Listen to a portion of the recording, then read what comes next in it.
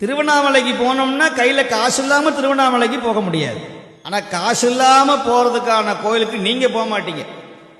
ஏன்னா உங்க மனசுல பதிஞ்சிருச்சு, எங்க கூட்டம் அதிகமாக இருக்கிறதோ, எங்கு ஜனங்கள் அதிகமாக இருக்கிறதோ, எங்கு கடைகள் அதிகமாக இருக்கிறதோ அங்குதான் சக்தி அதிகமாக இருக்கிறது கடவுளுக்கு என்று நீங்கள் முடிவு பண்ணி விட்டீர்கள். சோழ நாட்டில் எத்தனை சிவாலயங்கள் கேட்பாரற்று கிடக்குதுன்னு உங்களுக்கெல்லாம் தெரியுமா தெரியாதான்னு எனக்கு தெரியாது.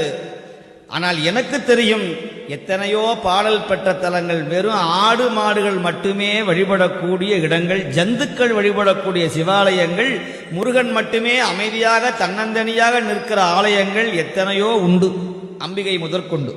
என்ன நீங்கெல்லாம் என்ன பண்றீங்கன்னா, அப்படி ஒரு கம்பியை கட்டி இப்படி போய் அப்படி வந்து அப்படி உள்ள பார்த்தா ஒரு திருப்தி, நேரா பார்த்துட்டோம்னா சக்தி இல்லை அந்த சுவாமி.